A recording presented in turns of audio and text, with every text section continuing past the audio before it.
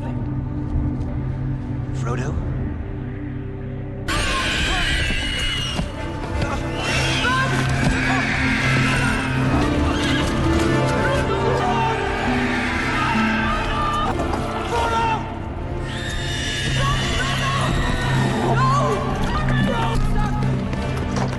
When the Council of Elrond decided to form the Fellowship of the Ring, they had in their hands the greatest warrior in Middle-earth, a living legend who had single-handedly dragged a Balrog monster down into the abyss. But ultimately, his name was crossed out to make way for little hobbits who had never held a sword.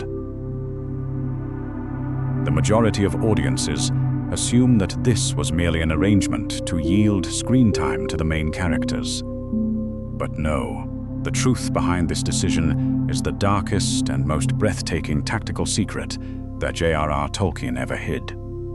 Today, let's uncover the craziest paradox of The Lord of the Rings. Why the greatest warrior was eliminated precisely because he was too strong. Fire never asks for permission. It swallows boulders, drains the air, and turns the heights of Gondolin into an incinerator of light and destruction. Around it, the most beautiful city ever built by the elves is collapsing. Tower by tower, soul by soul, the screams of the fallen blend with the roar of a creature that should no longer be allowed to exist in this world. A Balrog, a shadow with wings of fire and a heart burning with primordial hatred. And then he steps forward. Glorfindel, Lord of the House of the Golden Flower, an elven warrior with hair as radiant as the sun of Valinor, wielding a sword that only knows victory, and bearing a will that has never known retreat. He does not hesitate. He does not calculate an escape route. He does not negotiate with fear. He steps forward, a brutal and fateful collision. Elf and Balrog, light and shadow, flesh and fire, all plummeting together into the deep abyss beneath Cirith Thoroneth. And the world continues to turn without the presence of either. But there is a question that will change everything you thought you knew about the Fellowship of the Ring. How did the sacrifice in the abyss of the First Age forge an entity with power so immeasurable that the Fellowship of the Ring was forced to strike his name from its ranks thousands of years later? The Third Age, about 3,000 years later. The fires of Gondolin are now nothing but a layer of ash in the memory of the world. The elven valley of Rivendell is breathing in a peace traded at a massive cost. A valley of elven light, surrounded by a continent that is gradually being swallowed by the darkness of Sauron. And inside those walls, two of the wisest entities in all of Arda sit facing each other with a problem that has no easy solution. Elrond and Gandalf, a half-elven carrying the weight of quiet ages in his eyes, and a Maya god who chose the form of a wandering old man to serve the ideal of freedom. They know the One Ring has been found. They know it must be destroyed. And they know, with the cold clarity of those who have witnessed empires vanish, that sending an army would be a death sentence for the entire campaign before it even has a chance to begin. The Fellowship of the Ring begins to take shape. 9 against 9, a symbolic and tactical answer to counterbalance the 9 Nazgûl wraiths who are frantically hunting the ring-bearer through the hidden corners of the world. And right here, exactly here, is where almost everyone makes a fatal, interpretive mistake. Ask any casual fan about the reason why Glorfindel's was not put into the Fellowship of the Ring, and you will receive comforting and completely wrong answers. To make room for the Hobbits or Legolas was enough to represent the elves. As if the most pivotal strategic decision of the Third Age was made based on such simple calculations. No. Crossing out Glorfindel's name was not a diplomatic move. It was not the author's concession in terms of plot. It was an absolute tactical imperative. And to understand why, you need to understand what the mission of the Fellowship of the Ring truly was at its core level. It was not a war. It was not a conquest. It was not a bloodbath for territory or glory. It was an infiltration mission, a stealth operation stabbing straight into the heart of enemy territory with a single objective: to reach the cracks of doom at Mount Doom without being detected, and destroy the ring before Sauron could even blink. The military strength of the entire Fellowship of the Ring, in reality, was meaningless. 9 warriors could never defeat the Dark Lord in a direct confrontation. The only true weapon the Fellowship of the Ring possessed was anonymity, strategic invisibility, the ability to glide through the shadows of Arda without triggering the alarms of a god of war. Bringing Glorfindel into that mission would be equivalent to hiring the greatest warrior in the entire history of Middle-earth, then tying a blindingly powerful searchlight to his back, before telling the whole group to sneak through the enemy base in the dead of night. But why? Why would an elf, no matter how powerful, be a blinding pillar of light in the eyes of Sauron's minions?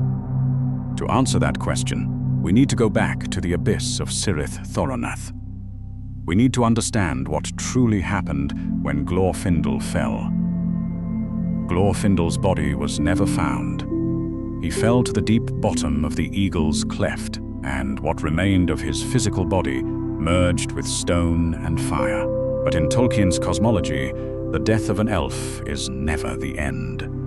It is merely the beginning of a process far more complex, far more ancient, and bearing far more consequences than any physical battle. Elves are beings that exist in 2 worlds simultaneously. They possess a physical body, Roa, and an immortal soul, Fia. When an elf falls, the Roa will perish, decompose, and return to the dust of Mother Earth. But the Fia does not disappear. It is summoned to the halls of Mandos in the undying lands of Armen, the dwelling place of the silent judge, Namo, the keeper of the dead, who clearly sees the fate of all things. There the soul will wait. For how long? It depends. Most elves who die in battle will have to wait in the halls of Mandos endlessly across many ages, to slowly be purified and healed of the scars that death left on their souls. Some have to wait so long that the physical form of the world has completely changed during their sleep. But Glorfindel was not like the others. The action he took at Cirith Thoroneth, sacrificing his life in exchange for the escape of the survivors of Gondolin, protecting the bloodline that would ultimately give birth to Eärendil, was not considered a normal death by the Valar gods. It was an act of absolute heroism, so pure that the god Mandos himself specially released him in a record short time. His soul was purified. Sins, if any remained, were completely wiped away. And then the Valar gods did something they extremely rarely did. They brought him back to Middle-earth in a completely new body, a perfect physical form to house his great soul. And this is exactly the detail that changed history. When the gods brought Glorfindel back, they did not send him back empty-handed. They bestowed power upon him. True power bearing a divine origin. The kind of spiritual strength that normally only resides within the Maya gods, the angels of the realm of Arda, on par with Gandalf, Saruman, or Radagast, and also the very same power that birthed the Balrogs and the Lord Sauron himself. Tolkien affirmed this very clearly in his writings. Glorfindel, after reincarnating, carried power and nature equivalent to a Maya god, not a secondary Maya, not a shadow, That is an entity possessing full angelic strength, dwelling within an elven body, carrying a spiritual presence that exists in a dimension far beyond the perception of mortal eyes. He had become a miracle, an elf-come angel, an ancient warrior bearing the invisible wings of blinding light. And that is exactly why Glorfindel's greatness turned him into someone who was never allowed to set foot in Mordor. There is a second world superimposed on the world we see. Tolkien called it the unseen world. It is a spiritual dimension existing in perfect parallel with physical reality, which only those with vision far beyond mortal limits can see through. It is the world where the One Ring reveals its true nature when you slip it onto your hand. It is the world where the souls of elves shine with a brilliant intensity proportional to their age and strength. And it is also the world where the Nazgûl, the ringwraiths, exist most fully. Think about the Nazgûl wraiths for a moment. They are not simply figures wearing black cloaks, riding horses, and wielding swords. They were once mortal kings, swallowed by the power of the Rings of Power over many centuries. Their physical bodies have vanished, leaving only a rotting soul, imprisoned, twisted, and chained to the will of the Dark Lord until the end of days. They exist almost entirely within the unseen world. What you see, the cloaks, the black horses, the sword blades, is only a desperate effort so that they can manifest a bit of form in the physical world. That means the Nazgûl see through the unseen world with a sharpness that no mortal could ever imagine. And in that unseen world, Glorfindel does not appear as an elf. Under the eyes of the Nazgûl, Glorfindel is a gigantic, blinding pillar of white light. He is the embodiment of millennia of angelic power compressed into a single point. Looking at him is like keeping your eyes wide open and staring directly into the sun against an absolutely pitch-black sky. Impossible to ignore, impossible to hide. It would certainly be reported immediately to the Dark Tower of the Eye, where the most powerful entity of Arda is frantically hunting the ring-bearer. Tolkien proved this incredibly clearly in the story. When Glorfindel found the wounded Frodo on the road to Rivendell, it was precisely his presence in the unseen world, that blinding angelic halo, that terrified the 9 Nazgûl and forced them to flee at the ford of Bruinen. Not his sword, not his armor, but his true nature in the dimension from which the ringwraiths could never turn their faces away. That terror did not only come from the power of light. The leader of the Nazgûl, the powerful Witch King of Angmar, understood very well who Glorfindel was. Thousands of years ago, in the Battle of Fornost, it was Glorfindel who drove away the Witch King and uttered the classic prophecy that shaped the entire history of Middle-earth. He will not fall by the hand of any man. If Glorfindel joined the Fellowship of the Ring, the Witch King would view that as a direct challenge, and he would pour all of Mordor's military forces into hunting him down at all costs. Now, put that entity into the Fellowship of the Ring. Imagine Glorfindel marching with Frodo through the dark dungeons of Moria, climbing the mountain slopes of Emyn Muil, or trudging across the ash wastes of Gorgoroth towards Mount Doom. At every step, the Nazgûl hovering in the skies of Mordor, with spiritual senses honed through centuries of serving the darkness, would see that brilliant light from dozens of miles away. Not a suspicion, not a guess, but a blinding truth tearing through the night of Mordor. The campaign would be terminated before it even had a chance to begin. And this is the most brutal irony in Tolkien's entire legendarium. The very sacrifice that elevated Glorfindel above all living beings in Middle-earth, the fall into the abyss, the death, the purification, and the resurrection bringing divine power, turned him into an impossible choice for the most important mission in history. His greatest personal victory became a fatal tactical weakness. The mightiest warrior of the Light faction was struck off not because he was weak, but because he possessed an excess of power. His halo would become a death sentence for the entire Fellowship of the Ring. Frodo needed shadows, and Glorfindel possessed far too much light for a world that needed to hide in the night, even if only for a single time in all of history. Visualize that scene again. At Rivendell, the last refuge. Standing there, as sturdy as a sentry carved from time itself, is Glorfindel, hair like molten gold, eyes that see clearly through 2 ages, a presence that makes the surrounding air vibrate at a frequency that only the most sensitive souls can perceive. He is the living rampart, protecting the final stronghold of light in the north.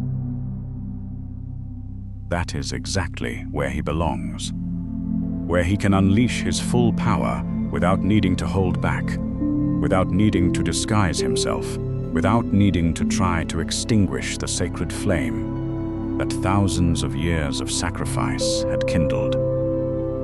And then, stepping through the gates of Rivendell, 9 small silhouettes slowly blend into the night. A hobbit carrying the ring in his pocket, a ranger bearing the identity of the crownless king, a dwarf wielding an axe with a pride that could move mountains, an elf bearing clairvoyant eyes reaching the horizon, Legolas. Why Legolas and not another elven lord? Because in Tolkien's classification system, Legolas belongs to the Moriquendi, the elves of darkness. Do not misunderstand. They are not evil at all. They are simply elves who have never set foot in the divine land of Valinor, never absorbed the light of the 2 trees. Therefore, Legolas's soul does not shine brilliantly in the unseen world. He is a perfect stealth elf for a mission in the night. Alongside him are 2 hobbits guided by absolute loyalty. A hobbit with a passion for food but possessing a heart braver than anyone can fathom. A warrior of Gondor shouldering the pride of a declining kingdom and a cursed burden under which he does not yet know he will fall. And a wizard leaning on a wooden staff carrying secrets that even he himself does not yet fully understand. No blinding halos, no visible glory, no searchlights for the Nazgûl to chase across the sky of Mordor. Only silhouettes silently crossing the deep abyss of Moria. Only mute footsteps treading upon the ashes of Gorgoroth. Only the strategic stealth of beings far too small for the Dark Lord's fiery eye to bother searching for. In fact, in the novel, Lord Elrond had considered placing Glorfindel in the lineup, but it was Gandalf who dismissed it to choose the 2 little hobbits, Merry and Pippin. Gandalf said a classic line, "Even if you chose an elf lord like Glorfindel, he could not use his power to break the Dark Tower or open the way to the volcano." In this mission, loyalty and friendship will be of more value than great power. Gandalf understood that to sneak into the tiger's den, you do not need a god of war. You need those who are willing to go with you to the death in the most silent way possible. Glorfindel was left behind, not because he was not great enough. He was left behind because he was far too radiant for a world forced to sink into darkness. Sometimes, the greatest sacrifice of a hero is not swinging a sword to dash into a sea of fire or confronting monsters. The greatest sacrifice is knowing how to step back, hide away one's millennia-old halo, and accept entrusting the fate of the entire world into the hands of the smallest beings. That is exactly the greatest tactical secret, and also the most beautiful tragedy about the elven god of light. Before closing today's video, I have a hypothetical question for you. Try to imagine if Elrond and Gandalf had defied everything to put Glorfindel in the Fellowship of the Ring. Would his power have been enough to wipe out the enemies to protect Frodo, advancing into Mordor? Or would that light have immediately provoked all of Sauron's forces to crash down upon their heads? Is absolute power or stealth the true path? Please leave your hypotheses in the comment section so we can discuss them together. If you love this content, don't forget to support the channel so we have more motivation to make more in-depth videos. Goodbye and see you again in the next episodes on the Mythos Archive.